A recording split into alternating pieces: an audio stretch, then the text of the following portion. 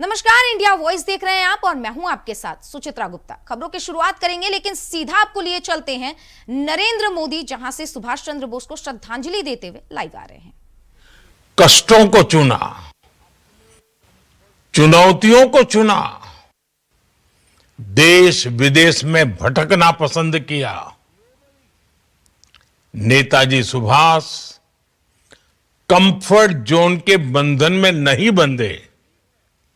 इसी तरह आज हम सभी को विकसित भारत के निर्माण के लिए अपने कंफर्ट जोन से बाहर निकलना है।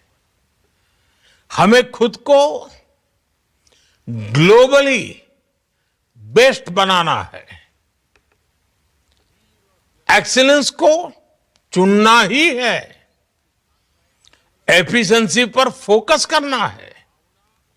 साथियों, नेताजी ने देश की स्वतंत्रता के लिए आजाद हिंद फौज बनाई। इसमें देश के हर क्षेत्र, हर वर्ग के वीर और वीरांगनाएं शामिल थी। सबकी भाषाएं अलग अलग थी, लेकिन भावना एक थी, देश की आजादी। यही एकजुटता आज विकसित भारत के लिए भी बहुत बड़ी सीख है। तब स्वराज के लिए हमें एक होना था। आज विकसित भारत के लिए हमें एक रहना है। आज देश में, विश्व में हर तरफ भारत की प्रगति के लिए अनुकूल माहौल है। दुनिया भारत की ओर देख रही है कि कैसे हम इस 21वीं सदी को भारत की शताब्दी बनाते हैं। और ऐसे महत्वपूर्ण कालखंड में हमें नेताजी सुभाष की प्रेरणा से भारत की एकजुटता पर बल देना है। हमें उन लोगों से भी सतर्क रहना है जो देश को कमजोर करना चाहते हैं, जो देश की एकता को तोड़ना चाहते हैं। साथियों, नेताजी सुभाष भारत की विरासत पर बहुत गर्व करते थे। वे अक्सर भारत के समृद्ध लोकतांत्रिक इतिहास की चर्चा करते थे और उससे प्रेरणा लेने के लिए समर्थक थे। आज भारत गुलामी की मानसिकता से बाहर निकल रहा है। अपनी विरासत पर गर्व करते हुए विकास कर रहा है। मेरा सौभाग्य है कि आजाद हिंद सरकार के 75 वर्ष पूरे होने पर लाल किले पर मुझे तिरंगा फहराने का मौका मिला था।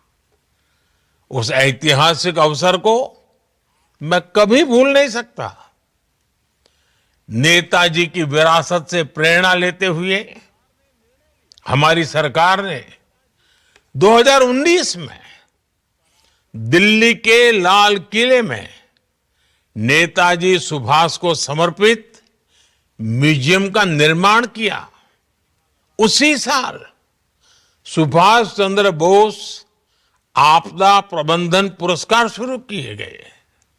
2021 में सरकार ने निर्णय लिया कि नेताजी की जयंती को अब पराक्रम दिवस के रूप में मनाया जाएगा।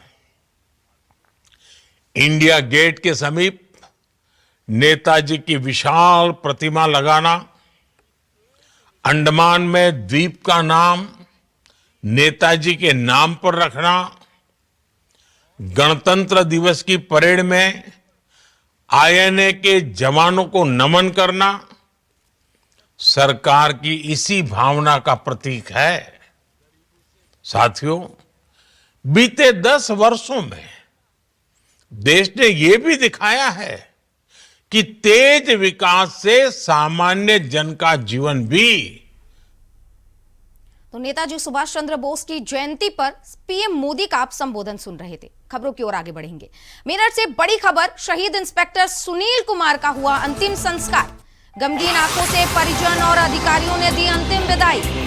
शहीद इंस्पेक्टर के बेटे ने दी मुखाग्नि। अंतिम यात्रा में उमड़ा पूरा गांव। कग्गा गैंग के बदमाशों से लोहा लेते समय शहीद हुए थे इंस्पेक्टर। 4 बदमाशों का किया था एनकाउंटर। आपको बता दें कि ये पूरा मामला जहां पर शहीद इंस्पेक्टर का अंतिम संस्कार हो गया है, ये मेरठ से बड़ी खबर आप कहूंगी, जहां अंतिम यात्रा में पूरा गांव उमड़ा और गमगीन आंखों से लोगों ने शहीद इंस्पेक्टर को विदाई दी।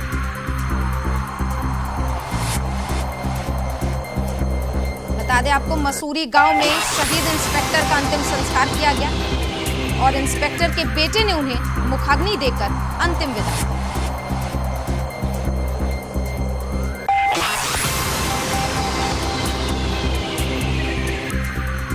तो इंस्पेक्टर का पराक्रम आप देख रहे हैं, जिन्होंने 4 बदमाशों को ढेर किया और इस दौरान इंस्पेक्टर शहीद हो गए। आज गमगीन आंखों से उन्हें अंतिम विदाई दी गई।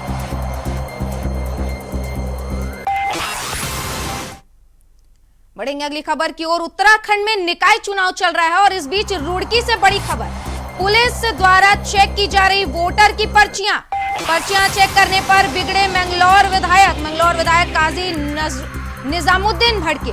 पुलिस को पर्ची चेक करने का कोई हक नहीं, ऐसा विधायक कह रहे हैं। आपको बता दें, उपचुनाव वाली घटना को यहां न दोहराएं, ऐसा विधायक का कहना है। तो आपको बता दें, पूरा ताजा मामला रुड़की से है। अब पूरे उत्तराखंड में चुनाव चल रहा है, निकाय चुनाव चल रहा है और इस दौरान रुड़की से यह मामला सामने आया, जहां पुलिस द्वारा पर्चियां चेक करने पर विधायक काजी निजामुद्दीन भड़क गए। उन्होंने साफ कहा कि उपचुनाव वाली घटना को यहां दोहराने की कोशिश पुलिस ना करे। इस दौरान भड़कते हुए काजी निजामुद्दीन विधायक को हम सुन सकते हैं, जहां उन्होंने ये कहा कि पुलिस उपचुनाव की इस घटना को दोबारा न दोहराए। आपका कोई डोमेन नहीं है और ये आज मैं मेंशन कर रहा हूँ, कोई पर्ची चेक नहीं करेगा पुलिस वाला और कोई पुलिस वाला कोई एक्शन नहीं ले सकता। अगर आज किसी पुलिस वाले ने एक्शन लिया तो आज फिर ये लोकतंत्र की हत्या फिर होगी, करेंगे। आज हम भी, ये रोज चुनाव होते हैं, रोज अगर पुलिस का मद्दखल बढ़ेगा तो फिर एक ही बार आज हम भी एक ही बार देखेंगे प्रशासनिक अधिकारियों से कि हो क्या रहा है। भाई, पुलिस का डंडे का काम ही नहीं है लोकतंत्र में। Don't do it. हम सम्मान करते हैं आपका, डोंट डू इट। तो इस मुद्दे पर तमाम जानकारी के साथ हमारे संवाददाता नरेंद्र कुमार रुड़की से फोन लाइन पर जुड़ गए हैं। नरेंद्र, क्या कुछ है पूरा मामला जिस पर रुड़की के विधायक जो हैं काजी निजामुद्दीन भड़क गए?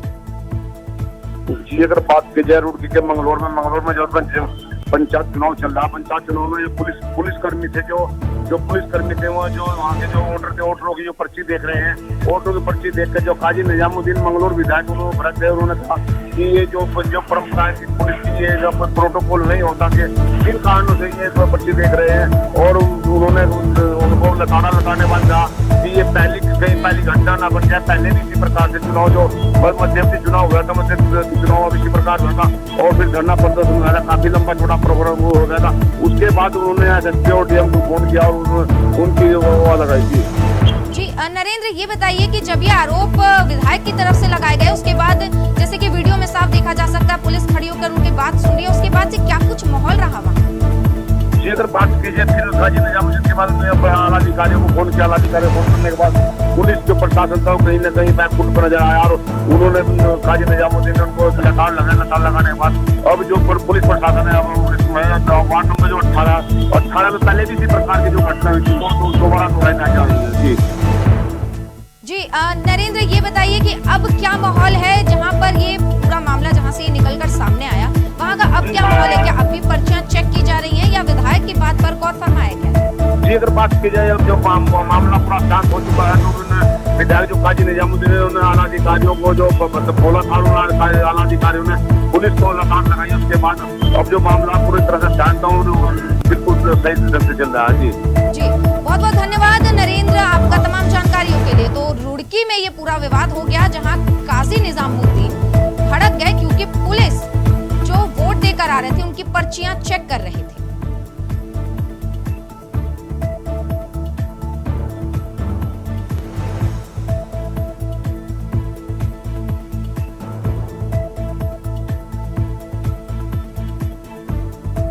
हम सम्मान करते हैं आपका, आपका कोई डोमेन नहीं है। और ये आज मैं मेंशन कर रहा हूँ, कोई पर्ची चेक नहीं करेगा पुलिस वाला, तो कोई पुलिस वाला कोई एक्शन नहीं ले सकता। अगर आज किसी पुलिस वाले ने एक्शन लिया तो आज फिर ये लोकतंत्र की हत्या फिर होगी, करेंगे। आज हम भी, ये रोज रोज चुनाव होते हैं, रोज रोज अगर पुलिस का मलदखल बढ़ेगा तो फिर एक ही बार आज हम भी एक ही बार देखेंगे प्रशासनिक अधिकारियों से कि हो क्या रहा है भाई। पुलिस का डंडे का काम ही नहीं है लोकतंत्र में। Don't do it. हम सम्मान करते हैं आपका, डोंट डू इट। तो आगे बढ़ेंगे खबरों में। हरिद्वार के शिवालिक नगर पालिका चुनाव में कांग्रेस प्रत्याशी महेश प्रताप राणा ने बीजेपी प्रत्याशी राजीव शर्मा पर गंभीर आरोप लगाए। महेश प्रताप राणा का कहना है कि जब वह रात के समय चुनावी व्यवस्थाओं का जायजा लेने के लिए क्षेत्र में मौजूद थे, तभी सुभाष नगर में राजीव शर्मा के समर्थकों ने उन पर हमला किया। राणा के अनुसार उत्तर प्रदेश और हरियाणा के वाहनों में सवार दर्जनों लोगों ने उनकी गाड़ी पर हमला कर तोड़फोड़ किया और उनके समर्थकों के साथ मारपीट की। इस पूरी घटना का वीडियो सीसीटीवी, आपको बता दें पूरी घटना जो है वो सीसीटीवी में कैद हो गई। हालांकि अभी तक पुलिस को कोई लिखित शिकायत नहीं दी गई है, तो वहीं बीजेपी की तरफ से अभी इस पर कोई प्रतिक्रिया नहीं आई है। रास्ता देख के आ रहे थे साथियों के साथ, जैसे ही टीडी विस्थापित कॉलोनी पहुंचे, जो रानीपुर कोतवाली से रास्ता आ रहा है, वहां पर एकदम इनका माननीय राजीव शर्मा जी का काफिला आया बड़ी तेजी से, 15-20 गाड़ियों का। और आते ही उन लोगों ने मेरी 2 गाड़ियां निकल गई, पीछे की जो गाड़ियां थी उनके आगे अपनी गाड़ी लगा दी और उन्हें उतार के मारपिटाई की उन लोगों के साथ, गाड़ियां तोड़ दी गई। मुजफ्फरनगर भाषा के गुंडे जो थे, हरियाणा नंबरों की गाड़ियों में थे, उसके सीसीटीवी फुटेज है। अगर प्रशासन कुछ करना चाहेगा तो हम जरूर उनको उपलब्ध करा देंगे। तो क्या कोई कार्रवाई रूप से वो हम लोग को इसी में उलझाना चाहते थे पूरी रात भर। ये लोग गलत हथकंडे अपनाकर, पैसे और ये शराब और इस तरह के हथकंडे अपनाकर जनता को भ्रमित करने का काम कर रहे थे। तो हम लोग उस व्यवस्था को हम तो व्यवस्था देख के सिर्फ एक जायजा लेने के लिए बूथों पे जा रहे थे कि भाई कहीं कोई दिक्कत तो नहीं है, तो परंतु वो तो लोग हताशा साफ नजर आ रही थी कि हार की जो हताशा है उनके आचरण में वो नजर आ रही थी। जिस तरह से मार पिटाई के कई तो लोग जो खड़े हुए थे, जिनकी गाड़ियां घर के आगे, उनकी गाड़ियां भी तोड़ने का काम किया। तो ये पूरा मामला हरिद्वार का है, जहां पर कांग्रेस प्रत्याशी ने बीजेपी प्रत्याशी के समर्थकों पर मारपीट का आरोप लगाया है। इस तमाम मामले पर जानकारी के साथ हमारे सहयोगी शहजाद अली हरिद्वार से जुड़ गए हैं फोन लाइन पर। शहजाद, क्या कुछ ये मामला है और सीसीटीवी फुटेज भी इसका वायरल है, इस पर प्रशासन का क्या कुछ कहना है? बताया जा रहा है शिवालिक नगर पालिका में चुनाव में कांग्रेस प्रत्याशी महेश प्रताप राणा ने भाजपा प्रत्याशी राजीव शर्मा पर आरोप लगाया कि महेश प्रताप राणा ने कहना है कि जब वह रात के समय चुनावी व्यवस्था को जायजा लेने के लिए मौजूद थे, तभी सुभाष नगर में राजीव शर्मा के समर्थकों ने उन पर हमला किया। और राणा के अनुसार उत्तर प्रदेश हरियाणा की वाहनों की सवार दर्जनों पर लोगों की उनकी गाड़ी पर हमला करा। शहजाद, हमले की बात सामने आई, उसके बाद ये जो सीसीटीवी वीडियो आपको बता दें, ये फुटेज सामने आया है, काफी गंभीर ये मारपीट भी देखी जा रही है। इसे लेकर क्योंकि चुनाव का माहौल है, प्रशासन की ओर से क्या कुछ कार्रवाई की जा रही है? क्योंकि प्रशासन का ये भी कहना है कि लिखित में अब तक कोई शिकायत नहीं दी गई है, इसके बाद क्या कुछ कार्रवाई की जा रही है? जी, बताया जा रहा है कि जब तक के चुनाव निमटने के बाद उन्होंने बताया कि महेश प्रताप राणा उसके बाद कार्रवाई की जाएगी। जी, अब आप शहजाद ये बताइए कि बीजेपी की तरफ से कोई प्रतिक्रिया इसे लेकर आई है? अभी कोई प्रतिक्रिया नहीं है। तो बहुत बहुत धन्यवाद शहजाद तमाम जानकारियों के लिए। तो आपको बता दें कि ये हरिद्वार का पूरा मामला है। उत्तराखंड में निकाय चुनाव के लिए मतदान जारी है, इसी बीच कांग्रेस प्रत्याशी ने बीजेपी प्रत्याशी पर मारपीट का आरोप लगाया, जिसके बाद से सियासत राज्य में एकदम गर्म है। हालांकि इसे लेकर बीजेपी की ओर से अभी तक कोई प्रतिक्रिया सामने नहीं आई।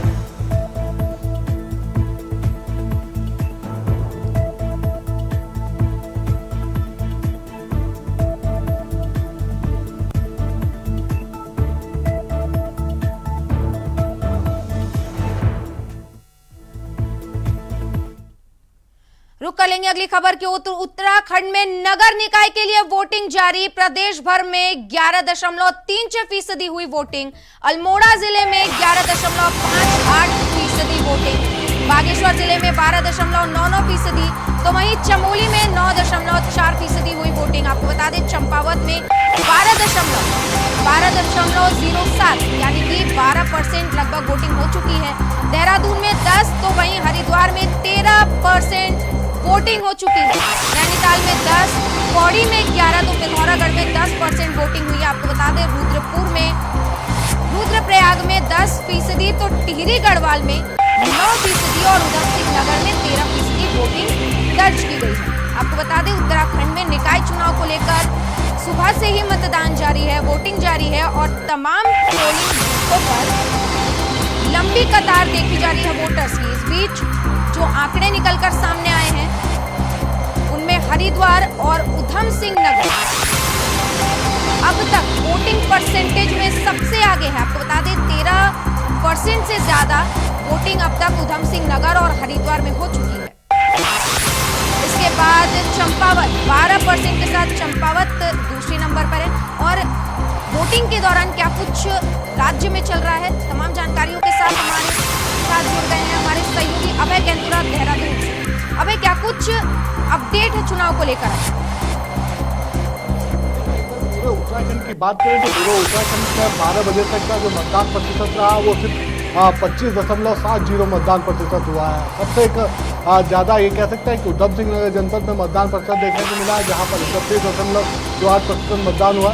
देहरादून जनपद की अगर हम बात करें तो देहरादून जनपद में 21% मतदान अभी तक 12 बजे तक यहाँ पर हो पाए। पिछले 4 घंटे का अभी तक के जो आंकड़े हैं वो यहाँ पर निकल के सामने आए। चमोली जनपद में भी 28% से ज़्यादा मतदान यहाँ पर हुआ है।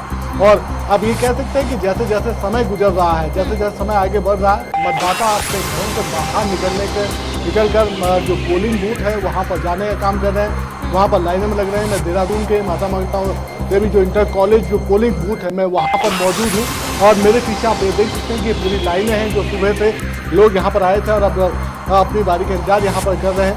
सबसे बड़ी बात है कि आज जो सबसे ज़्यादा जो शिकायत यहाँ पर देखने को मिल रही है मतदान के दौरान वो यही है कि कई ऐसे लोग हैं जिनका वोटर लिस्ट से नाम यहाँ पर कट चुका है, उसको या फिर अपडेट नहीं हो पाया। उन लोगों की शिकायतें सबसे ज़्यादा यहाँ पर देखने को मिल रही है। हर वार्ड में लगभग इसी तरह की शिकायतें हैं और उन शिकायतों का निवारण ये कह सकते हैं कि अंतिम समय में नहीं हो पा रहा। जो BLO थे जिनके ऊपर सबसे बड़ी जिम्मेदारी थी कि वोटर लिस्ट को अपडेट करना है, उनके द्वारा उन सब चीज़ों में वोटर लिस्ट को अपडेट करने में थोड़ी लापरवाही यहाँ पर बरती गई है। और ये कहा जा सकता है कि जो प्रत्याशी थे उनकी तरफ से भी लापरवाही यहाँ पर बरती गई है, क्योंकि सबसे पहले छोटी निकायों में कह सकते हैं कि जब छोटी सरकारों के चुनाव होते हैं तो जो निकायों के जो प्रत्याशी होते हैं वो सबसे पहले वोटर लिस्ट को अपडेट करने का काम यहाँ पर करते हैं, लेकिन उनकी तरफ से ऐसा करने का काम यहाँ पर नहीं किया गया, जिसके चलते कह सकते हैं कई वोटर इस बार मतदान करने से वंचित यहाँ पर रहते हुए नजर आ रहे हैं। इसके बाद आपसे जानना चाहेंगे क्योंकि लगभग चुनाव की तारीखों का ऐलान 1 महीने पहले कर दिया गया था और राज्य सरकार की तरफ से कहना था कि वो निकाय को लेकर पूरी तरीके से तैयार है चुनाव की तारीखों के ऐलान से पहले भी। फिर ये जो दुविधा वोटरों के बीच देखी जा रही है कि वोटर लिस्ट में नाम ही नहीं, ऐसा क्यों? क्या कुछ प्रशासन की तरफ से लूपहोल देखने को मिल रहा है? देखिए, अभी तक इस पूरे मामले पर निर्वाचन आयोग की तरफ से कोई ऐसा प्रतिक्रिया, कोई ऐसा बयान सामने नहीं आया जिससे कहा जा सकता है कि वोटर की दुविधा का समाधान कुछ निकला या कुछ इसके कारण यहाँ पर बताए जा रहे हैं। लेकिन इतना जरूर कह सकते हैं कि जो वोटर्स यहाँ पर पहुँचे हैं वो बड़े उत्साह के साथ यहाँ पर मतदान करने के लिए आए हैं। जिन लोगों का नाम कटा हुआ है, जिन लोगों का नाम वोटर लिस्ट पर अपडेट नहीं है, वो लोग मायूस होकर जरूर यहाँ से जा रहे हैं, लेकिन जो लोग लाइनों पर हैं, जिनका नाम वोटर लिस्ट पर है, उनको उसका यहाँ पर चरम पर देखने को मिल रहा है, क्योंकि वो ऐसे जनप्रतिनिधि को यहाँ पर चुनना चाहते हैं जो उनके बीच का हो, उनकी बातों को सुनता हो, जो उनकी छोटी समस्याएं हैं, चाहे वो सड़क से जुड़ी हो, विद्युत से जुड़ी हो या फिर सफाई व्यवस्था से जुड़ी समस्याएं, उनका निदान करना जानता हो, उनके लिए वो वोट करने के लिए यहाँ पर आए हुए हैं। ये कहा जा सकता है कि इस छोटी सरकारों के चुनाव में या छोटी सरकार के चुनाव के लिए लोगों के पास छोटे छोटे मुद्दे होते हैं और उसी मुद्दों के सहारे वो अपना जनप्रतिनिधि चुनने का काम यहाँ पर करते हैं। इस बार निकाय चुनाव में ये कह सकते हैं कि प्रत्याशी की जो संख्या तो भारी भरपूर प्रत्याशी संख्या यहाँ पर देखने को मिल रही है। पूरे प्रदेश में कह सकते हैं कि 5,000 से ज्यादा के ऐसे प्रत्याशी चुनाव मैदान में उतरे हैं। देहरादून की अगर हम बात करें तो देहरादून में सवाल होगा कि आप वोटर्स के बीच में हैं, इस दौरान आपसे ये मैं जानना जानना चाहूंगी कि पलड़ा किसका भारी दिख रहा है आपको, बीजेपी का या कांग्रेस का? देखिए, ऐसा कहना अभी जल्दबाजी होगा कि पलड़ा किसका यहाँ पर भारी है। जो मतदाताओं का जो उत्साह वो पूरी तरीके से सिर्फ मतदान को लेकर है। कोई ऐसा बताने का काम यहाँ पर नहीं कर रहा है कि उनकी तरफ से वोट कास्ट करने का काम किसको किया गया है, लेकिन वो ऐसा जनप्रतिनिधि चुनना चाहते हैं जो उनके बीच का हो और उनकी समस्याओं का निदान यहाँ पर करता हो। लेकिन जिस तरीके के रुझान अब तक यहाँ पर देखने को मिल रहे हैं, कड़ा मुकाबला यहाँ पर देखने को मिल रहा है। कुछ निकायों में त्रिकोणीय मुकाबला जरूर है, लेकिन देहरादून में ये मुकाबला सीधे तौर पर बीजेपी और कांग्रेस के बीच का बनता हुआ नजर आ रहा है। और ये कह सकते हैं कि जो सियासी दलों ने जो चुनावी वायदे यहाँ पर किए थे, उन वायदों को तोड़कर ही जो मतदाता है वो अपना वोट कास्ट करने का काम यहाँ पर कर रहा है। यानी जो उसे पसंद आ रहा है उसके फेवर में मतदान करने का काम यहाँ पर कर रहा है। लेकिन अभी ये कह सकते हैं कि जैसे जैसे समय आगे बढ़ेगा, मतदाताओं की जो ये लाइन है जो पोलिंग बूथ पर वोट डालने के लिए आई है, उसमें और इजाफा होता नजर आएगा। देर शाम तक जो मतदान का जो प्रतिशत होगा वो और बढ़ा हुआ नजर आएगा। निर्वाचन आयोग भी इसी दिशा में काम कर रहा था कि जो मतदान का जो प्रतिशत है, यानी पिछले चुनावों की तुलना में जो मतदान का प्रतिशत है वो बढ़ा हुआ यहाँ पर हो सके। तो उस दिशा में ये कह सकते हैं कि बढ़ते हुए लोग नजर आ रहे हैं और उम्मीद है कि आंकड़े भी उस दिशा में और बढ़ते हुए नजर आएंगे। जी, तो तमाम बातों के बाद एक ही बात निकलकर सामने आती है कि अगर रिजल्ट चाहिए तो 25 तारीख का इंतजार हमें करना पड़ेगा। बहुत बहुत धन्यवाद अभय आपका तमाम जानकारियों के लिए। रुक करेंगे अगली खबर की ओर। मेरठ में सुरूरपुर पुलिस की देर रात अवैध हथियारों की सप्लाई करने वाले शातिर बदमाशों के साथ मुठभेड़ हो गई। मुठभेड़ में बदमाश सरफराज उर्फ बूटन के पैर में गोली लगी है। पुलिस ने घायल बदमाश को अस्पताल में इलाज के लिए भर्ती कराया है। शातिर पर मेरठ, बागपत, बुलंदशहर सहित वेस्ट यूपी के अन्य जिलों के थानों में 24 मुकदमे दर्ज हैं। लंबे समय से पुलिस को सरफराज की तलाश थी, लेकिन वो पुलिस से बचकर लगातार भाग रहा था और फरार था उसकी गिरफ्त से। देर रात पुलिस सीओ सरधना के निर्देश में सुरूरपुर टीम धूनी चौराहे पर चेकिंग कर रही थी। उसी दौरान मुखबिरी से पता चला कि सरफराज नाम का जो व्यक्ति अवैध हथियार की सप्लाई करता है वो यहाँ से गुजरने वाला है। वही सरफराज मेरठ शामली करनाल हाईवे पर डागर गांव के आने जाने वाले रास्ते से आ रहा था। उसी दौरान पुलिस ने घेराबंदी करके बदमाश के साथ मुठभेड़ की और अब बदमाश पुलिस की गिरफ्त।